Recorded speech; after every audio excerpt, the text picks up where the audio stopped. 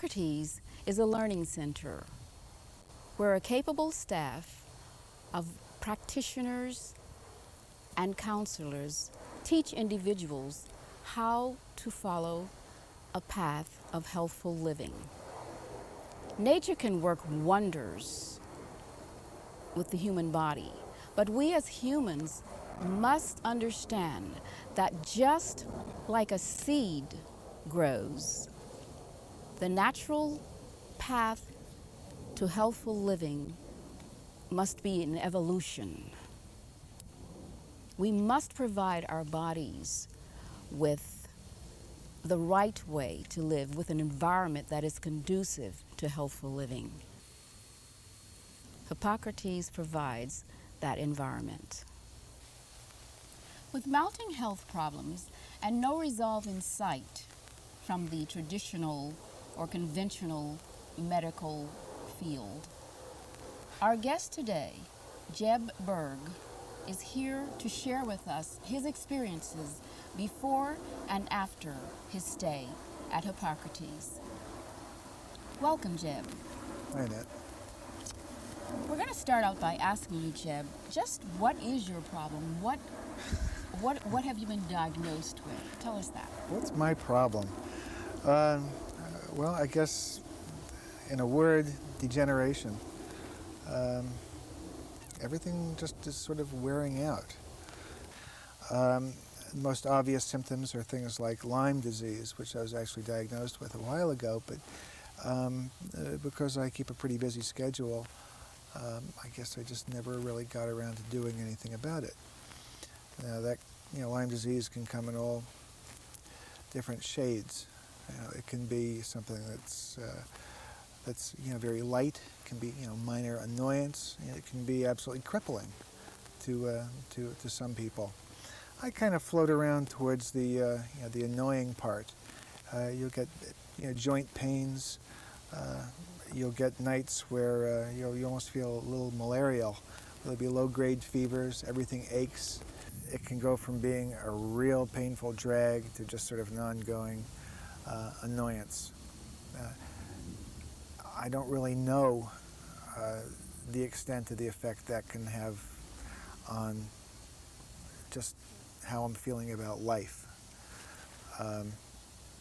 There are other things too. I've had pericarditis, which is really scary. First time that hits, it's really, really painful. And what that is inflammation of the pericardium, which is the sac that holds the heart.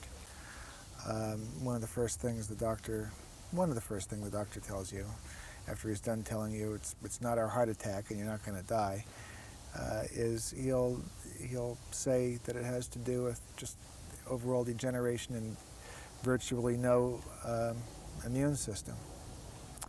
Things I've been diagnosed with. I've been diagnosed with pericarditis. I've been diagnosed with Lyme disease. Really decreased ability of my immune system to do what it was hired to do. How that affects me is, I've gone from being someone who really loved work, took a great deal of enjoyment in it, did a good job, very much in demand, to being in a situation where I don't like work, I dread work, where I no longer really have the confidence, that I can go out and do the sort of job that I want to do, and that people will hire me to do. So there's aside from the physical breakdown, there's I guess a bit of a breakdown of the spirit. It's a depressing situation. You have children. How many? I have two adults. Mm-hmm. I have a daughter who's going on 31 and a son who's going on 24. Mm-hmm. And what kind of reactions did the family have as to your change in all of this, going from sort of, would you classify yourself as sort of a workaholic before?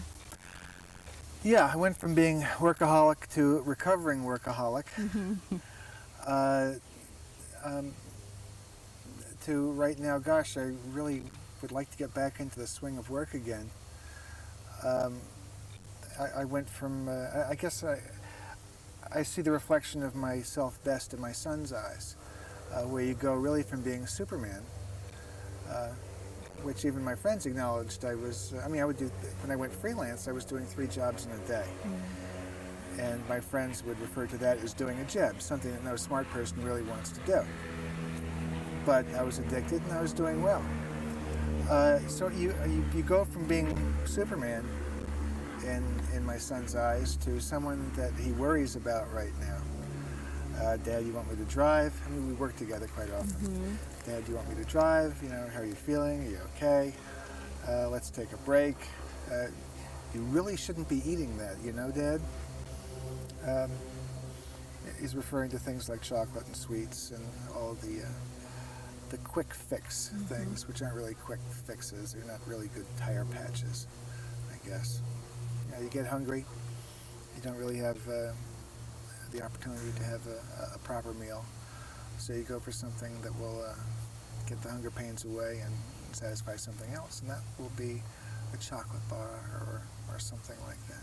So do you think that diet, those kinds of foods that you just mentioned, do you think that diet played a part in helping to put you in the position of the fatigue?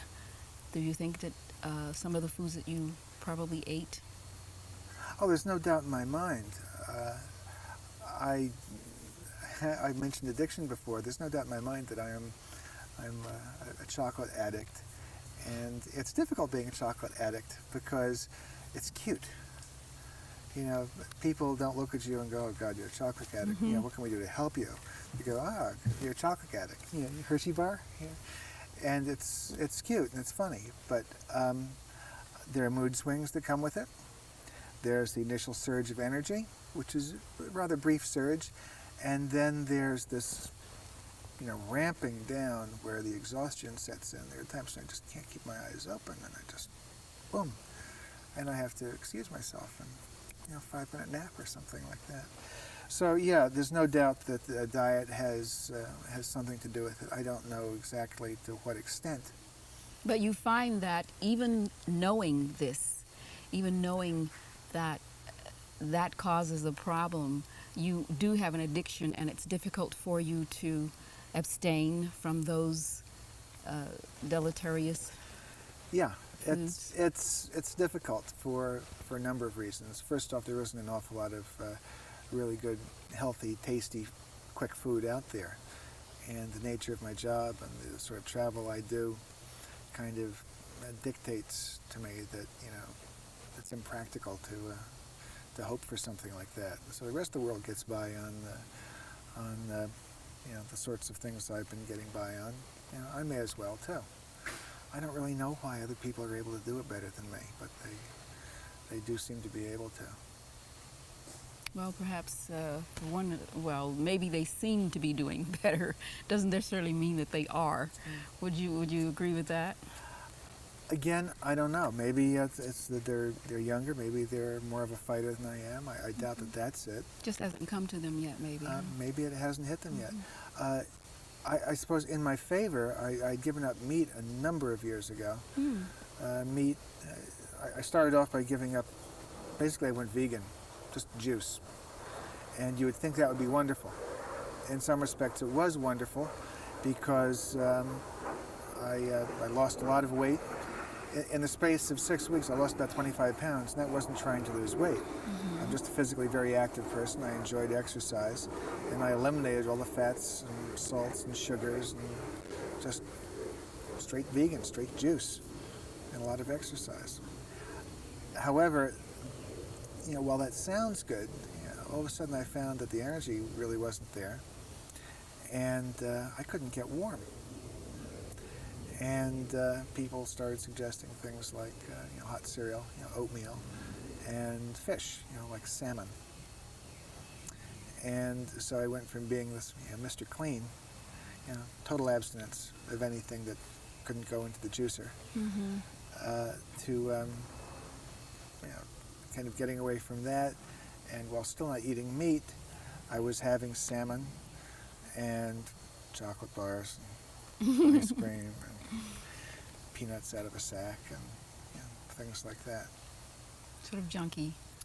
Yeah, junky, quick stuff. Mm-hmm. Hey, Planters peanuts, protein, right? Mm-hmm.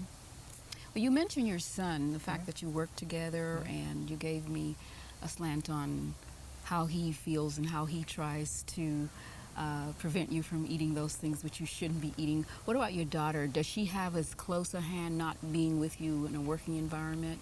Does she have as close a hand, and what was her reaction to what happened to Daddy?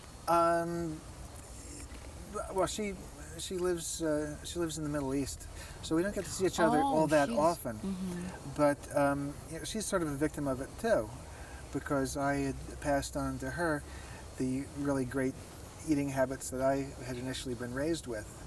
In other words, a lot of meat and not prepared foods, but meat, potatoes, regular good old American food, Mhm. and regular good old American desserts. So she could be doing better, and she's aware that I could be doing better. Well, now you mentioned earlier that you came from your family background, Healthy stock. healthy stock. How did they eat? How did you grow up eating? Well, you had Norman's Meat Market near us, and my mother would get these great big freezer orders, and for breakfast I would have a steak or a fillet or liver. I loved all sorts of meat, medium rare for everything, and I'd have meat 3 times a day, and I was very, very healthy. I can remember having a physical when I was 17 years old from my father's doctor, and the description was healthy, well-nourished male. Where were you living then? I was living on Long Island, Massapequa, Long Island. Oh, so you've been there. You were born. I was born in New York City, but traveled all over the place. 25 complete moves in my life, up to Maine, a couple places around New York City, Hong Kong, the streets of Hong Kong, having fun as a privileged European youth running around there. Europe, later on in life, Africa, Malaysia, places like that, into the jungles, exposed to a lot of stuff. Jeb, did you ever smoke or drink? Yep, used to. I was never a real good smoker. What I smoked was directly related to what I was working on at the time. There was a show that we were doing years ago where you were editing on the fly. As the first half of the show is playing, you're editing the second half. And in the space of a few hours, I was able to smoke a pack of cigarettes. Yeah, I never really liked smoking all that much. As a commuter, I couldn't really be near the smoking part of the train. Just didn't like the smell of it. But yeah, I was an addicted smoker for quite a while, and it took me quite a bit to finally be able to quit. Well, when you stopped, were you when you noted the illness came about? Were you smoking then? Yeah, I mean, it's the pains and discomfort of that. I guess I wasn't aware, but probably at the time, Lyme disease was closing in on me a bit. Also, some asthma, but I didn't really know it was asthma. Everybody else seems to get diagnosed, no problem. Doctors I'd gone to said, well, it looks like you might have a little bit of this, a little bit of that, sort of non-committal. Mm-hmm. So I was kind of desperate to quit smoking. And as soon as I would start smoking again, I could feel the results of it in my legs going up and down stairs within 2 or 3 days. Mm-hmm. That was no joke. Finally, I was able to quit smoking. Drinking, yeah, I used to drink from the time I was 16 up until about 12 years ago. Mm-hmm. Progressively heavier, a lot of it work-related. It was a business, and it was a time in the business when people drank, people drugged. I quit. Mm-hmm. Well, do you think that with the smoking and the drinking and the working so fervently, do you think that that had anything to do, as well, stress? Do you think that stress played a part in... I had an incredibly stressful job, made worse by all of the things you do to relieve stress, which is the meal, which is the cigarette, which is the drink, which is whatever the sort of escape or drugging that one does to oneself. Well, we have a little bit of background on what was happening to you before. Today, you have registered to enter Hippocrates Institute for the next 3 weeks, and your progress, of course, will be followed. What do you think about coming here?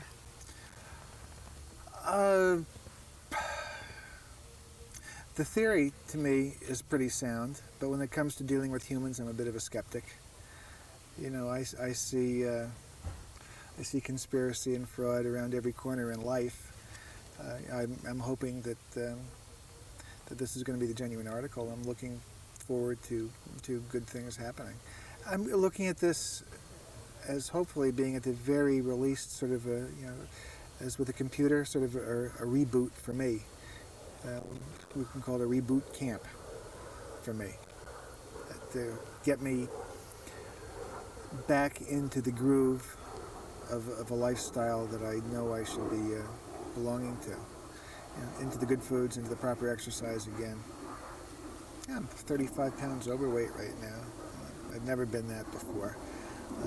I haven't done any meaningful exercise in a year. I've never had that happen before. Well, certainly it's playing a big part on you psychologically. Huge. Yeah, and as you said, spiritually, I mean, you don't, and that's certainly because of your condition, no doubt. I guess we can call that, with all that you said, that the one doctor said, is immune deficiency. The system is broken down and needs to be built up again. And we're hoping certainly that here at Hippocrates, you're going to find your life as you want it to be. I think it can happen. I'm looking forward to interviewing you again. This is the before, and we're going to have the after. And I'm looking forward to that. I wish you the greatest success, and we'll see what happens in 3 weeks. Well, thank you very much, Annette. It was a pleasure speaking with you.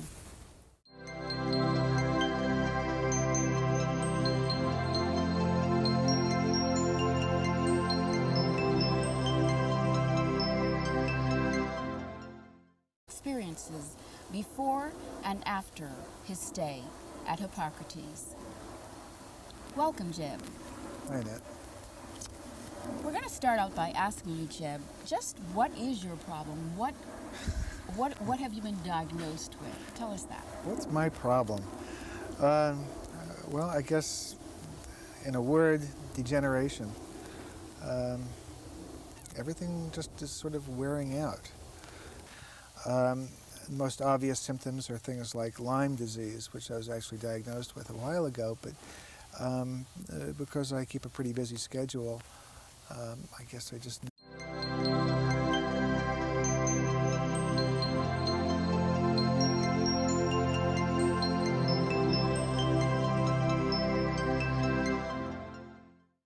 Hippocrates is a learning center where a capable staff of practitioners and counselors teach individuals how to follow a path of healthful living.